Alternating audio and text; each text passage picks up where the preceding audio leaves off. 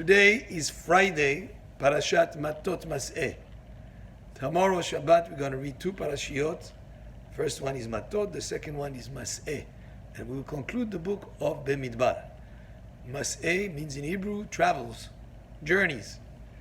And the parasha lists the 42 travels, the 42 journeys that the Jewish people did in the desert when they were on their way from Mitzrayim, from Egypt, all the way to Eretz Israel, to the Holy Land.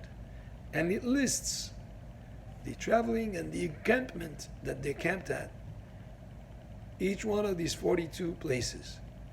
And the question is asked, is there a lesson to be learned? Is it a story book, the Torah, that just tell us about the story that happened? Or maybe there is more to it.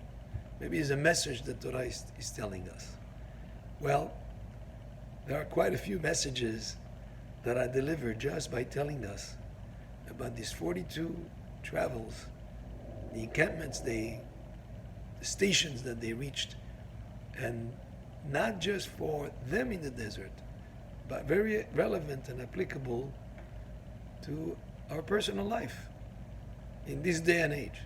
Well, first of all, we understand that the idea is to always be in progress, not to stagnate, not to stay in the same place.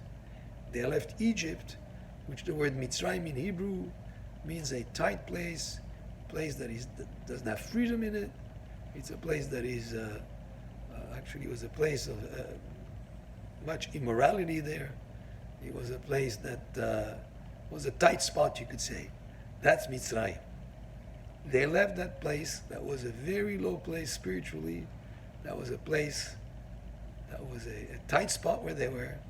And they went in the desert for 42 stations to reach what? The Holy Land.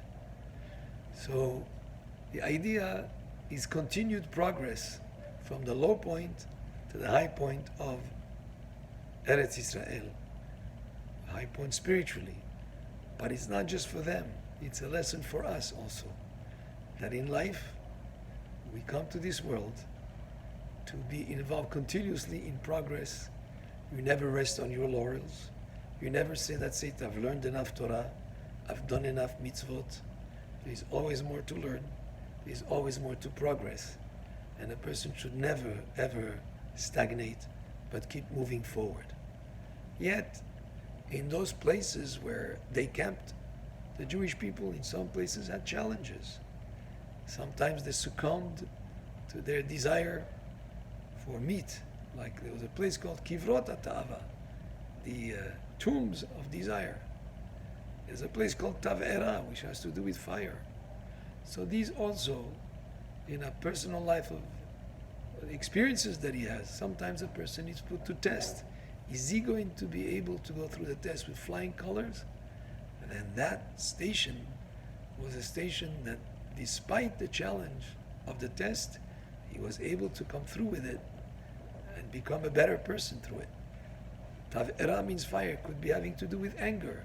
There are situations in life where a person is prodded to get angry because of the situation that he's facing. Is he going to be able to maintain his calm?